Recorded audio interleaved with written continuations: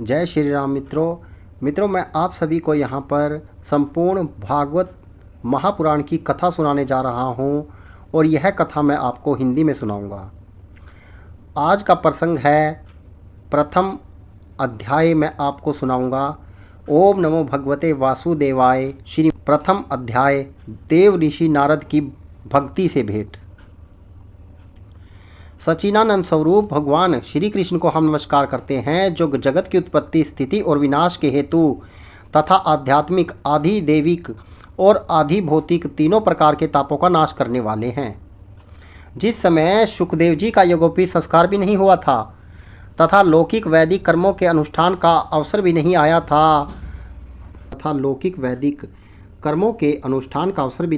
था तभी उन्हें अकेले ही संन्यास लेने के लिए घर से जाते देखकर उनके पिता व्यास जी विरह से कातर होकर पुकारने लगे, बेटा बेटा तुम कहाँ जा रहे हो। उस समय वृक्षों ने तन्मय होने के कारण श्री सुखदेव जी की ओर से उत्तर दिया था, ऐसे सर्वभूत हृदय स्वरूप श्री सुखदेव मुनि को मैं नमस्कार करता हूँ। एक बार भगवत कथामृत का रस आस्वादन करने में कुशल मुनिवर शौनक जी ने निमिषप्राण क्षेत्र में विराजमान महामती सूत जी को नमस्कार करके पूछा। शौनक जी बोले, सूत जी आपका ज्ञान अज्ञान अंधकार को नष्ट करने के लिए करोड़ों सूर्य के समान है। आप हमारे कानों के लिए रसायन अमृत स्वरूप सार गर्भित कथा कहिए। भक्ति, ज्ञान और वैराग्य से प्राप्त होने वाले महान विवेक की बुद्धि किस प्रकार होती है तथा वैष्णव लोग किस तरह इस माया मोह से अपना पीछा छुड़ाते हैं। इस घोर कली काल में जीव प्राय आसुरी स्वभाव के हो गए हैं। विविध क्लेशों से आक्रांत इन जीवों को शुद्ध देवी शक्ति संपन्न बनाने का सर्वश्रेष्ठ उपाय क्या है। सूत जी, आप हमें कोई ऐसा शाश्वत साधन बताएं जो सबसे अधिक कल्याणकारी तथा पवित्र करने वालों में भी पवित्र हो तथा जो भगवान श्री कृष्ण की प्राप्ति करा दे। चिंतामणि केवल लौकिक सुख दे सकती है और कल्पवृक्ष अधिक से अधिक स्वर्गीय संपत्ति दे सकता है, परंतु गुरुदेव प्रसन्न होकर भगवान का योगी दुर्लभ नित्य वैकुंठ धाम दे सकते हैं। सूत जी ने कहा, शौनक जी तुम्हारे हृदय में भगवान का प्रेम है, इसलिए मैं विचार कर तुम्हें संपूर्ण सिद्धांतों का निष्कर्ष सुनाता हूँ और जो जन्म मृत्यु के भय का नाश कर देता है, जो भक्ति के प्रवाह को बढ़ाता है और भगवान श्री कृष्ण की प्रसन्नता का प्रधान कारण है। मैं तुम्हें वह साधन बतलाता हूँ, उसे सावधान होकर सुनो। श्री सुखदेव जी ने कलयुग के जीवों में काल रूपी सर्प के मुख का ग्रास होने के त्रास का अत्यधिक नाश करने के लिए श्रीमद् भागवत शास्त्र का प्रवचन किया है। मन की शुद्धि के लिए इससे बढ़कर कोई साधन नहीं। जब मनुष्य के जन्म जन्मांतर का पुण्य उदय होता है तभी उसे इस भागवत शास्त्र की प्राप्ति होती है। जब सुखदेव जी राजा परीक्षित को यह कथा सुनाने के लिए सभा में विराजमान हुए, तब देवता लोग उनके पास अमृत का कलश लेकर आए।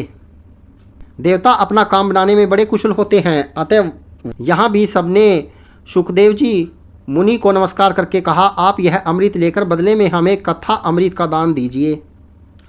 इस प्रकार परस्पर विनय अदला बदली हो जाने पर राजा परीक्षित अमृत का पान करें और हम सब श्रीमद् भागवत स्वरूप अमृत का पान करेंगे। इस संसार में कहाँ कांच और कहाँ महामूल्य मणि तथा कहाँ सुधा और कहाँ कथा। श्री सुखदेव जी ने यह सोचकर उस समय देवताओं की हंसी उड़ा दी। उन्हें भक्ति शून्य कथा का अनाधिकारी जानकर कथामृत का दान नहीं किया। इस प्रकार यह श्रीमद् भागवत की कथा देवताओं को भी दुर्लभ है। पूर्व काल में श्रीमद् भागवत के श्रवण से ही राजा परीक्षित की मुक्ति देखकर ब्रह्म जी को बड़ा आश्चर्य हुआ था। उन्होंने सत्यलोक में तराजू बांधकर सब साधनों को तोला। अन्य सभी साधन तोल में हल्के पड़ गए। अपने महत्व के कारण भागवत ही सबसे भारी रहा। यह देखकर सभी ऋषियों को बड़ा विस्मय हुआ। उन्होंने कलयुग में इस भगवत द्रुप भागवत शास्त्र को ही पढ़ने सुनने से तत्काल मोक्ष देने वाला निश्चय किया। सप्ताह विधि से श्रवण करने पर यह निश्चय भक्ति प्रदान करता है। पूर्व काल में इसे दयापरायण सनकादि ने देवऋषि नारद को सुनाया था। यद्यपि देवऋषि ने पहले ब्रह्म जी के मुख से इसे श्रवण कर लिया था, तथापि सप्ताह श्रावी की विधि जो उन्हें सनकादिक ने ही बताई थी। शौनक जी ने पूछा, संसारिक प्रपंच से मुक्त एवं विचरणशील नारद जी का सनकादिक के साथ संयोग कहाँ हुआ और विधि विधान के श्रवण में उनकी प्रीति कैसे हुई? सूत जी ने कहा, अब मैं तुम्हें वह भक्तिपूर्वक कथानक सुनाता हूँ जो श्री सुखदेव जी ने मुझे अपने अन्य शिष्य जानकर एकांत में सुनाया था। एक दिन विशालपुरी में वे चारों निर्मल ऋषि सत्संग के लिए आए। वहाँ उन्होंने नारद जी को देखा।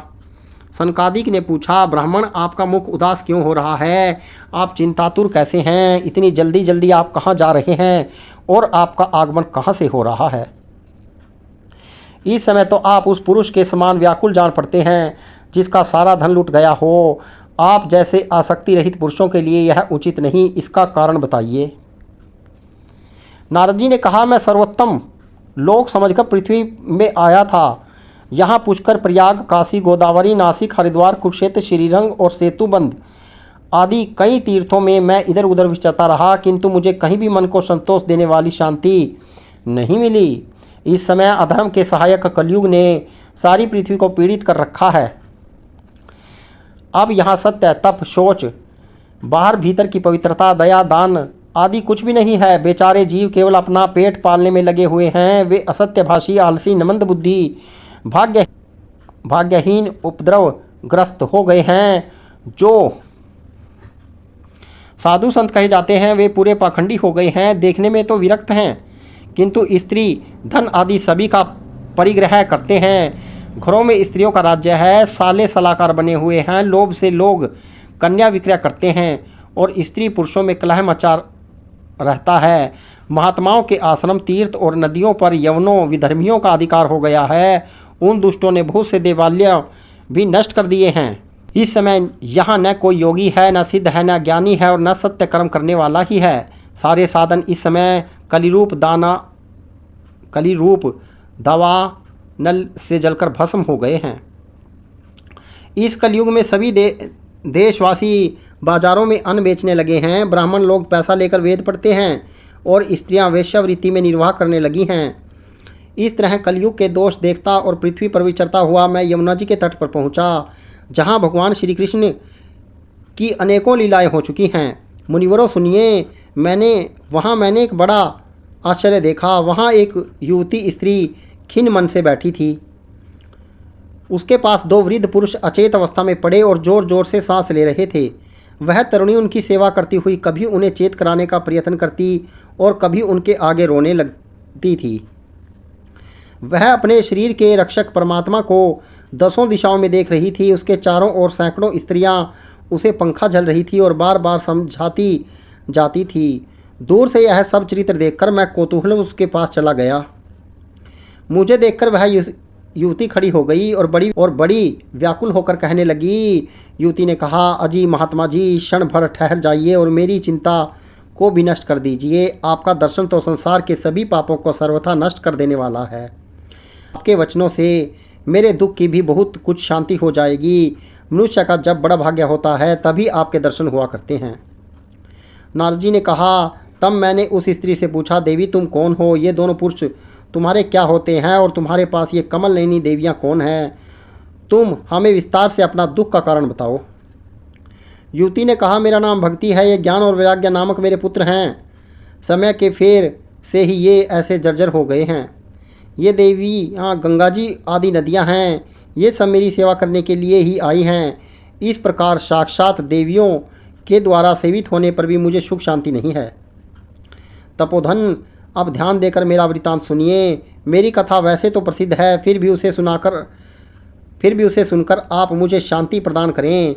मैं द्रविड़ देशों में उत्पन्न हुई, कर्नाटक में बढ़ी, कहीं कहीं महाराष्ट्र में सम्मानित हुई, किंतु गुजरात में मुझको बुढ़ापे ने आ घेरा। वहाँ घोर कलयुग के प्रभाव से पाखंडियों ने मुझे अंग भंग कर दिया। चिरकाल तक यह अवस्था रहने के कारण मैं अपने पुत्रों के साथ दुर्लभ और निस्तेज हो गई। अब जब से मैं वृंदावन आई हूँ तब से पुनः परम सुंदरी स्वरूपवती नवयुवती हो गई हूँ, किंतु सामने पड़े हुए ये दोनों मेरे पुत्र थके मांदे दुखी हो रहे हैं। अब मैं यह स्थान छोड़कर अन्यत्र जाना चाहती हूँ। ये दोनों बूढ़े हो गए हैं, इसी दुख से मैं दुखी हूँ। मैं तरुणी क्यों और ये दोनों मेरे पुत्र बूढ़े क्यों? हम तीनों साथ साथ रहने वाले हैं, फिर भी यह विपरीतता क्यों? होना तो चाहिए, यह चाहिए कि माता बूढ़ी हो और पुत्र तरुण। इसी से मैं आश्चर्यचकित से अपनी इस अवस्था पर शोक करती रहती हूँ। आप परम बुद्धिमान एवं योग निधि हैं, इसका क्या कारण हो सकता है, बताइए। नारद जी ने कहा, साध्वी, मैं अपने हृदय में ज्ञान दृष्टि से तुम्हारे संपूर्ण दुख का कारण देखता हूँ। तुम्हें विषाद नहीं करना चाहिए, श्री हरि तुम्हारा कल्याण करेंगे। सूत जी ने कहते हैं, मुनिवर नारद जी ने एक क्षण में ही उसका कारण जानकर कहा। नारद जी ने कहा, देवी सावधान होकर सुनो, यह दारुण कलयुग है। इसी से इस समय सदाचार, योग मार्ग और तप आदि सभी लुप्त हो गए हैं। लोग शठता और दुष्कर्म में लगे अगासुर बन रहे हैं। संसार में जहाँ देखो वहीं सत्य पुरुष दुख में मलान है और दुष्ट सुखी हो रहे हैं। इस समय जिस बुद्धिमान पुरुष का धैर्य बना रहे वही बड़ा ज्ञानी या पंडित है। पृथ्वी क्रमशः प्रतिवर्ष शेष जी के लिए भार रूप होती जा रही है। अब यह छूने योग्य तो क्या देखने योग्य भी नहीं रह गई है और न इसमें कहीं मंगल ही दिखाई देता है। अब किसी को पुत्रों के साथ तुम्हारा दर्शन भी नहीं होता। विषयानुराग के कारण अंधे बने हुए जीवों से उपेक्षित होकर तुम जर्जर हो रही हो।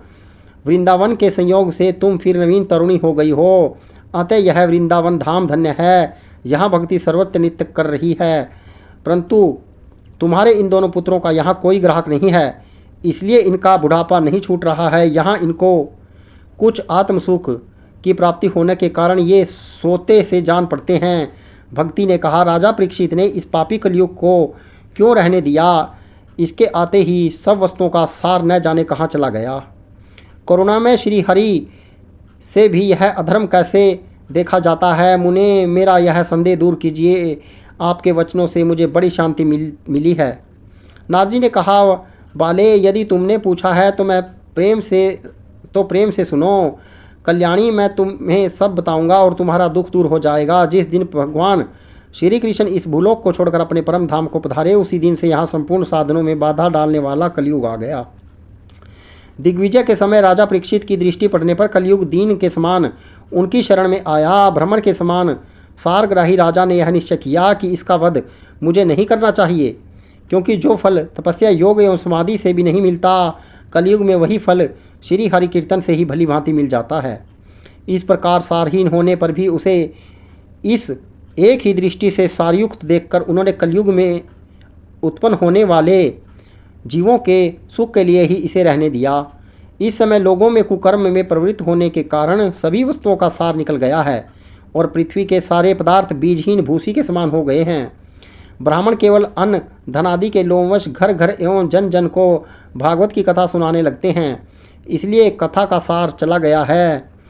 तीर्थों में नाना प्रकार के अत्यंत घोर कर्म करने वाले नास्तिक और नार की पुरुष भी रहने लगे हैं, इसलिए तीर्थों का भी प्रभाव जाता रहा। जिनका चित्त निरंतर काम, क्रोध, महान लोभ और तृष्णा से तपा रहता है, वे भी तपस्या का ढोंग करने लगते हैं, इसलिए तप का भी सार निकल गया।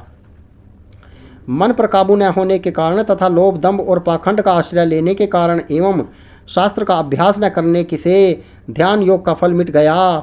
पंडितों की यह दशा है कि वे अपनी स्त्रियों के साथ पशु की तरह रमण करते हैं, उनमें संतान पैदा करने की ही कुशलता पाई जाती है। मुक्ति साधन में वे सर्वथा अकुशल हैं। संप्रदाय अनुसार प्राप्त हुई वैष्णवता भी कहीं देखने में नहीं आती। इस प्रकार जगह जगह सभी वस्तुओं का सार लुप्त हो गया है। यह तो इस युग का स्वभाव ही है, इसमें किसी का दोष नहीं। इसी से पुंडरीकाक्ष भगवान बहुत समीप रहते हुए भी यह सब सह रहे हैं। सूजी कहते हैं, शौनकदी इस प्रकार देवऋषि नारद के वचन सुनकर भक्ति का बड़ा आश्चर्य हुआ। फिर उसने जो कुछ कहा उसे सुनिए। भक्ति ने कहा, देवऋषि आप धन्य हैं, मेरा बड़ा सौभाग्य है जो आपका समागम हुआ। संसार में साधुओं का दर्शन ही समस्त सिद्धियों का परम कारण है। आपका केवल एक बार का उपदेश धारण करके कयाधु कुमार प्रहलाद ने माया पर विजय प्राप्त कर ली थी। ध्रुव ने भी आपकी कृपा से ही ध्रुव पद प्राप्त किया था। आप सर्वमंगलमय और साक्षात श्री ब्रह्म जी के पुत्र हैं। मैं आपको नमस्कार करती हूँ। इति श्री पग पुराणे उत्तरखंडे श्री मद्भागवत महात्म्ये भक्ति नारद समागमे नाम प्रथम अध्याय संपूर्ण। मित्रों, यह मैंने भागवत का प्रथम अध्याय आपको सुनाया है। कथा प्रसंग अच्छा लगे तो चैनल को सब्सक्राइब, लाइक और शेयर कीजिएगा। जय श्री राम।